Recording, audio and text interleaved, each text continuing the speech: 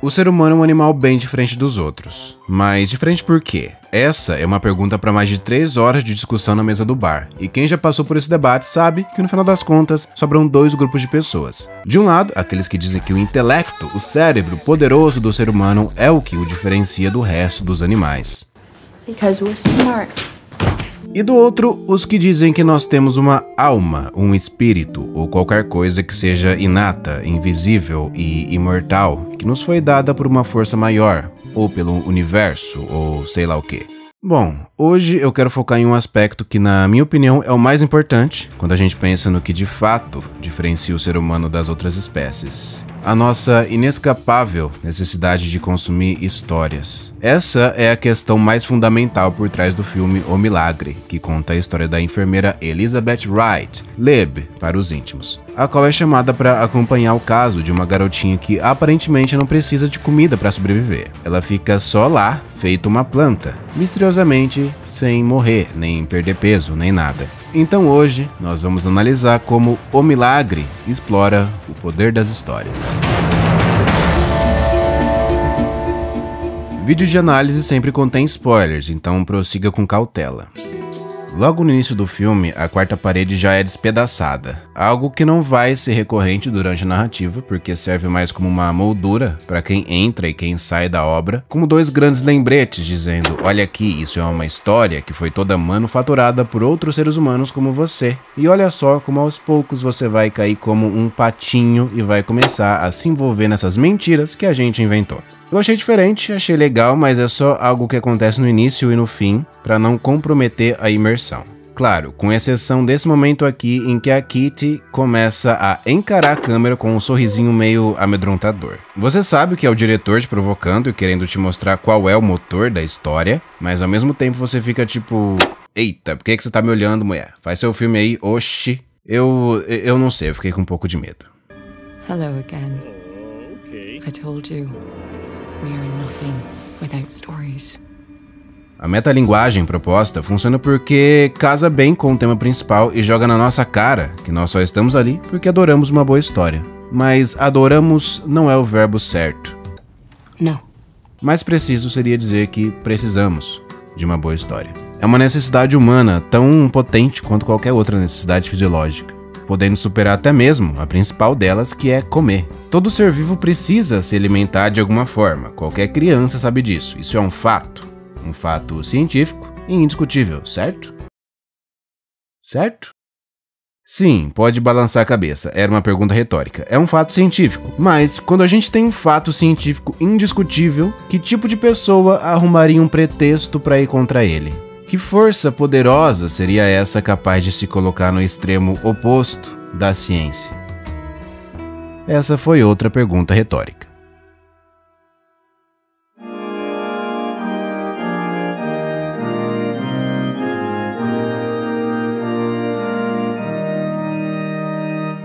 A religião é a expressão máxima do poder que uma narrativa pode ter sobre o ser humano. Estamos falando de uma série de histórias que foram contadas e recontadas infinitas vezes e que ganharam a força de um dogma, se tornando a base para a vida da maior parte dos seres humanos desse planeta atualmente, no século XXI.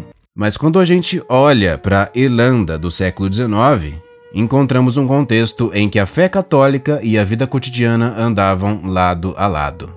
A escritora Emma Donoghue, autora do livro que inspirou o filme, se baseou em acontecimentos reais para compor sua narrativa. Existem diversos relatos de garotas que miraculosamente conseguiam viver meses e até mesmo anos sem comer, sendo na maioria dos casos vistas como santas ou tocadas por Deus de alguma forma, sendo portanto um fenômeno que quase sempre continha um viés religioso. Mas hoje já existe um consenso de que esses relatos nada mais eram do que casos de anorexia nervosa.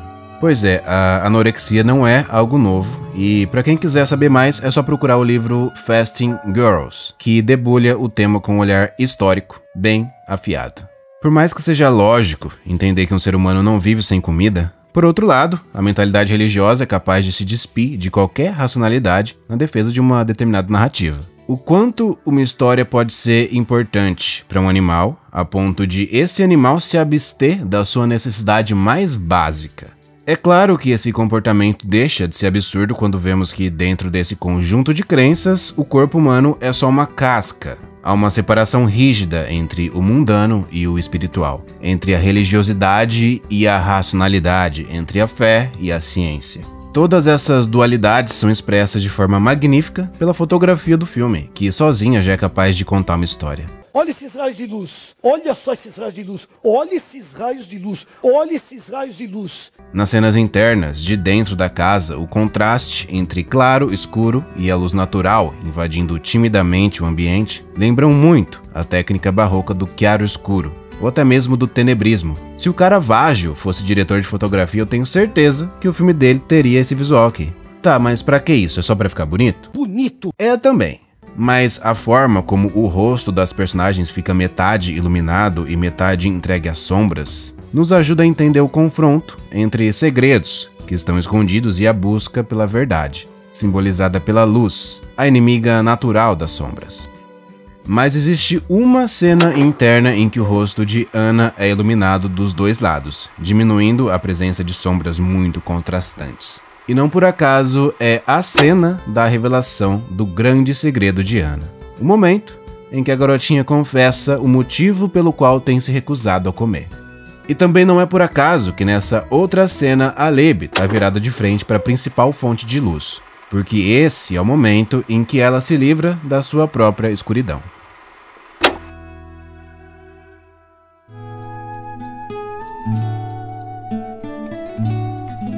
O contraste entre claro e escuro, entre o aparente e o oculto, entre ciência e religião, movimentam a narrativa. E a complexidade das personagens é alimentada por acontecimentos traumáticos do passado. Lib e Will são as personagens que desde o início sabem que é impossível alguém sobreviver sem comida, e que toda aquela situação é um circo, é uma mentirada só. Os dois são quase intrusos naquele ambiente, e parecem distantes da fé cristã. A sempre brilhante e magnífica Florence Pugh compõe a Lib com traços de arrogância, mas com um ressentimento latente, que não chega a tocar a superfície, mas está ali. As sombras estão ali. A Lib teve acesso a uma educação que o povo daquela vila não teve.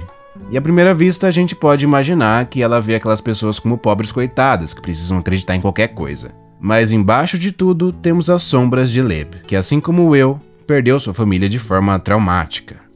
E na atuação de Florence Pugh, dá pra sentir esse ressentimento com a ideia de uma figura divina benevolente. Para Lib, se tornou quase impossível qualquer conexão com um Deus que tirou tanto dela. Existe um ódio dentro da personagem, o qual, quando se encontra com o amor que Lib desenvolve por Anna, é forçado a ir embora. Se você ainda não assistiu ao filme, a partir desse momento o spoiler vai comer solto. Então, se você quiser pausar o vídeo e ir lá na vermelhinha, eu vou estar aqui esperando por você no YouTube quando você voltar. A garotinha Anna estava completamente imersa na narrativa do céu e do inferno, do fogo que queima os pecadores eternamente. Uma das histórias mais famosas da mitologia cristã, criada para sustentar o rígido compasso moral proposto pela igreja. Anna acreditava que havia uma dívida a ser paga e que cabia a ela limpar os rastros de um pecado que havia sido cometido.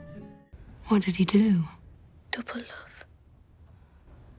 Sister and a wife. E aqui é onde o roteiro finalmente coloca as asinhas de fora. Mesmo o ser humano mais ateu do mundo iria olhar para essa cena e falar: realmente isso é pecado. Pois é, amiguinhos, a Anna tinha uma relação incestuosa com o falecido irmão. Ele era mais velho, mas os dois eram crianças, e o rapazinho chamava aquilo de amor duplo, amor de irmãos e amor de casal. Anna tinha apenas 9 anos quando começou a se relacionar com o irmão, uma idade em que a moral cristã ainda não estava completamente instalada no HD da menina. E a história de amor duplo, inventada pelo irmão, a convenceu de que aquela relação era sagrada. Mas quando o menino ficou doente, Anna entendeu a morte do seu irmão como uma punição.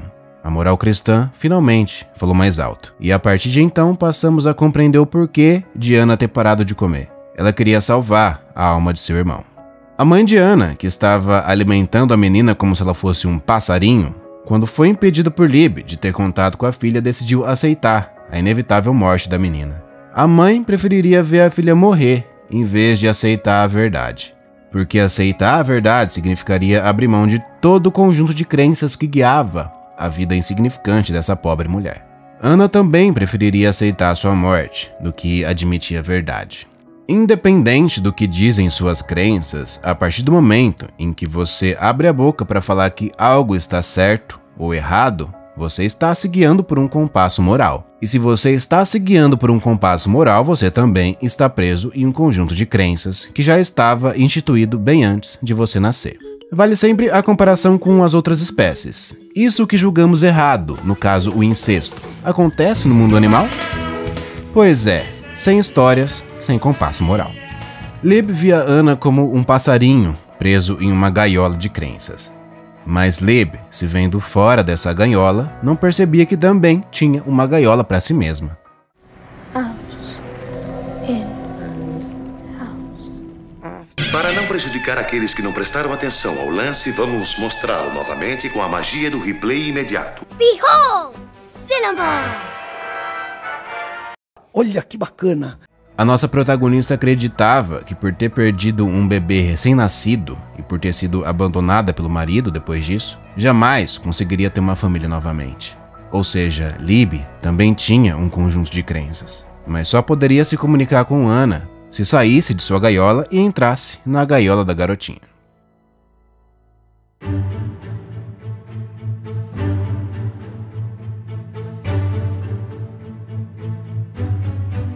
Com pouco mais de 20 minutos de filme, essa cena me impactou bastante.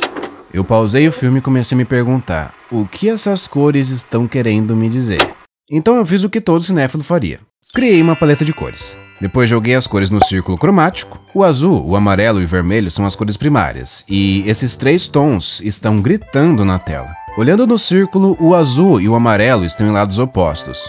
O que faz sentido, já que nesse momento do filme, Lib e Anna estão em lados opostos. Afinal, Lib via Anna como uma garotinha trambiqueira e nada mais. Só que essas duas cores também são complementares, o que também faz sentido, porque uma é exatamente o que falta na vida da outra. Eu achei isso sensacional, mas tem mais! As duas estão caminhando sobre uma superfície avermelhada. E voltando para o círculo, olha só onde essa cor se encontra. Exatamente embaixo do azul e do amarelo. Elas estão caminhando sobre a mesma superfície. Eu tenho certeza que tem gente agora pensando que eu devo ter usado algum negocinho antes de fazer esse vídeo que eu tô viajando, mas a gente já percebeu que o azul e o amarelo estão em lados opostos e que o vermelho seria o ponto de encontro, caso as duas cores se deslocassem para se encontrar, certo? Bom, guarda essa informação no seu coraçãozinho que a gente vai precisar dela daqui a pouco. No final do filme, Lib decide entrar no mundo de crenças de Anna e falar a linguagem da menina, que nada mais é do que a linguagem das histórias. Lib jamais convenceria Anna a sair de sua gaiola, a não ser que construísse outra gaiola, ou seja, inventasse uma história para que a menina aceitasse abandonar seu passado para recomeçar a vida em outro lugar. Anna precisaria morrer. Não fisicamente, é claro, mas simbolicamente. Anna morre e renasce como Nan, e finalmente volta a comer, o que é mais importante, né, gente? Mas Anna não é a única personagem que renasce. Lib também deixa suas sombras para trás, queimando junto com a casa os sapatinhos do bebê que havia perdido, e aceitando Nan como sua filha.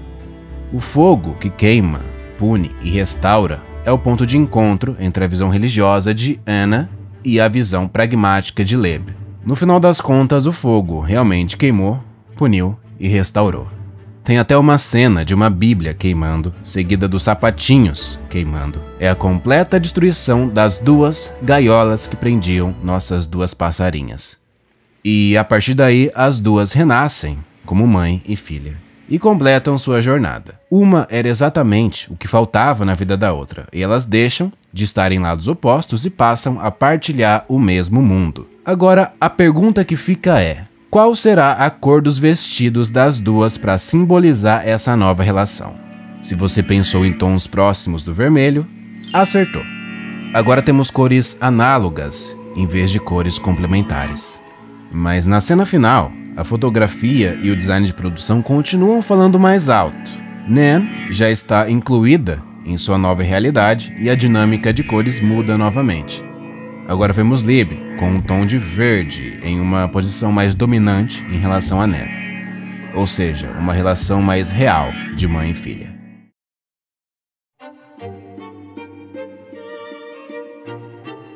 Um outro detalhe que pode passar despercebido é o fato de Kitty estar aprendendo a ler. Ela é a narradora da história. Esse detalhe sutil apresenta a leitura como um superpoder, e realmente é um superpoder. Se o filme vê o ser humano como um pássaro, as palavras são suas asas, são o caminho para os infinitos mundos que o Homo sapiens cria para si mesmo. Seja com a ciência, seja com a filosofia, seja com a religião, seja com a arte. Nós criamos mundos simbólicos e vivemos dentro deles. E essa é a grande diferença entre nós e o resto dos animais que vivem nesse planeta. Porque nunca nenhum chimpanzé olhou para as estrelas e se perguntou se Deus existe. Isso é coisa nossa mesmo. O resto dos animais só querem se alimentar e sobreviver. Mas essa necessidade básica, a necessidade de se alimentar, não é uma necessidade que todas as crianças do mundo conseguem suprir.